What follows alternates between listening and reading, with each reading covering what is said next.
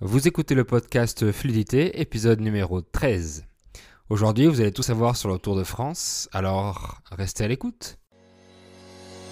Salut, moi c'est Fabien Saucé, je suis français, polyglotte et j'ai appris plusieurs langues tout seul, donc j'ai mis mon expérience et ma passion au service des autres en devenant professeur de français et en créant une méthode unique d'apprentissage. Et vous écoutez le podcast qui vous donne toutes les astuces nécessaires pour parler français couramment. Bienvenue dans le podcast Fluidité. Bonjour et bienvenue dans ce nouvel épisode du podcast Fluidité, j'espère que vous allez bien. C'est le 3e événement sportif le plus regardé au monde, il est surnommé la Grande Boucle, je parle donc du Tour de France. Il a commencé cette année le 29 août et se terminera le 20 septembre 2020, donc encore 2 semaines. Au sommaire de cet épisode, on va voir un peu d'histoire, le fonctionnement général, les meilleurs coureurs et quelques événements marquants. Je sais que les Colombiens adorent cet événement. La première fois que je suis allé en Colombie, j'ai vu le Tour de France à la télévision dans une gare en attendant mon bus. Et j'ai connu des Colombiens qui m'ont expliqué leur passion pour cette course. Et on va voir pourquoi dans ce podcast. La première édition date de 1903. C'est un journal appelé L'Auto qui décide de lancer cette course pour augmenter les ventes. Et pour cette première fois, il y a eu 60 coureurs au départ du tour et seulement 21 à l'arrivée. La course était beaucoup plus difficile car il y avait des supporters qui jetaient des clous, des voitures qui gênaient et ils devaient rouler de jour comme de nuit sur des chemins assez mauvais. Les courses de nuit ont vite été interdites car certains participants trichaient en prenant le train, en faisant du stop ou en faisant l'épreuve en voiture. Faire du stop, en français, ça veut dire to hitchhike, hacer, dedo, hacer, ride. Et d'ailleurs, l'organisateur voulait arrêter la course à cause de ces tricheries. Donc comme quoi, il y a toujours eu de la triche en fait dans le Tour de France. En 1930, le Tour interdit les participants individuels et seules les équipes peuvent être autorisées à participer. Le Tour de France se tiendra ensuite tous les ans, sauf durant les 2 guerres mondiales, donc des années 1915 à 1918 et des années 1940 à 1946. Dans les années 80, le Tour ouvre ensuite la possibilité à des équipes internationales de participer. Et en fait, la Colombie est la première équipe non européenne qui y participe en 1983. Donc c'est pour ça que les Colombiens adorent le Tour de France. Normalement, la course se déroule entre la fin du mois de juin et le début du mois de juillet. Mais cette année, il a été reporté à cause de la pandémie, évidemment. Donc l'année prochaine, en 2021, je suppose qu'il sera fin juin, comme d'habitude. Les éditions modernes du Tour sont réparties sur 23 jours, dont 21 jours de course et 2 jours de repos. Chaque journée s'appelle une étape. Alors le parcours change chaque année, mais le principe reste le même. Il y a 3 catégories d'étapes. Alors les étapes de plaine sur des routes assez plates et traversant la campagne française. Donc c'est intéressant de le voir à la télévision car vous pouvez voir les paysages français. Ensuite, il y a les étapes de contre-la-montre, une course contre le temps individuel avec des vélos spéciaux. Et enfin, les étapes de montagne, comme dans les Pyrénées ou dans les Alpes, qui sont les plus difficiles. Et le vainqueur du Tour de France est celui qui aura le temps le plus bas de toutes les étapes additionnées, donc ce sera le maillot jaune. Alors le maillot jaune peut changer de porteur selon celui qui a le meilleur temps tout au long de la course. Si vous regardez les actualités du Tour, vous verrez qui porte le maillot jaune pour la prochaine étape.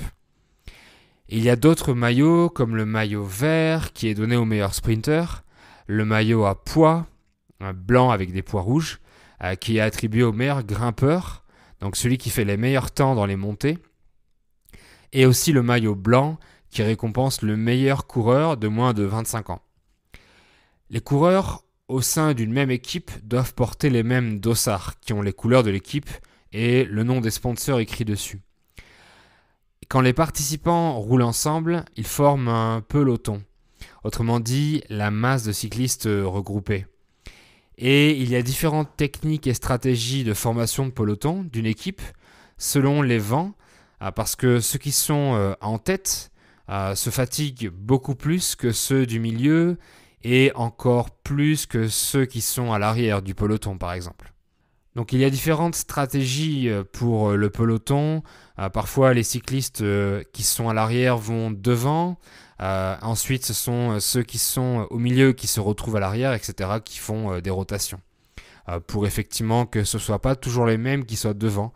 Donc le peloton en fait change souvent, selon la stratégie que va adopter l'équipe. Mais si on veut gagner, on doit faire une échappée, c'est-à-dire sortir du peloton pour aller loin devant. Et on voit souvent des cyclistes le faire sur des images à la télévision. Donc même si à la fin un seul coureur gagne l'étape ou le tour, la victoire est quand même due à toute l'équipe entière finalement. Et derrière tous les cyclistes, il y a la voiture balai qui les suit pour les ramasser si jamais ils ne peuvent plus continuer la course. Parce que les conditions climatiques sont parfois difficiles, telles que la chaleur, la pluie, la neige ou la grêle en montagne. Et les cyclistes peuvent tomber dans des descentes qui se font parfois à 100 km/h, donc ça va très vite.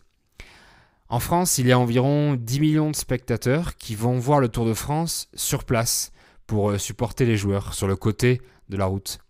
Et 1 heure avant le passage tant attendu des coureurs, il y a une caravane publicitaire d'environ 160 véhicules qui passent et qui distribuent des cadeaux en les lançant aux supporters. Donc généralement les supporters savent à quelle heure la caravane va passer et ils viennent, ils se mettent sur le côté de la route et ils attendent la caravane avec tous les cadeaux. Et donc il y a la caravane qui passe en jetant les cadeaux aux supporters et ensuite 1 heure après, il y a les coureurs qui passent assez rapidement. Et depuis quelques années, l'arrivée du Tour de France se fait toujours à Paris sur les Champs-Élysées. Alors on passe maintenant au meilleur vainqueur de la course. 4 coureurs ont gagné 5 fois le Tour de France. 2 Français, Jacques Anquetil et Bernard Hinault. Un Belge qui s'appelle Eddy Merckx et l'Espagnol Miguel Indurain qui les a remportés d'affilée d'ailleurs. Et ce qui nous amène à la première anecdote, le Tour a été gagné 7 fois consécutives par Lance Armstrong. Et il a été reconnu récemment, en 2013 je crois, il a été reconnu positif à l'EPO, donc c'est le produit dopant, donc il a été dopé, il a triché, et ses victoires lui ont été retirées en 2012 et n'ont pas été réattribuées. Ce qui veut dire qu'il y a 7 Tours de France où il n'y a pas de vainqueur. Si vous regardez sur Wikipédia les vainqueurs du Tour de France, vous verrez que dans les années 2000, avant 2010, il y a un blanc, il y a 7 années où il n'y a pas de gagnant. Une anecdote marrante, en 1953, un participant trop léger pour les descentes avait une gourde remplie de 9 kg de plomb pour descendre plus rapidement. Et malheureusement, il y a eu aussi des morts sur le Tour de France, comme en 1967 ou en 1984, à cause des chutes, justement. Des Tours de France féminins ont été organisés, mais ils sont maintenant terminés, et la Française Jeannie Longo en a gagné 3 à la suite.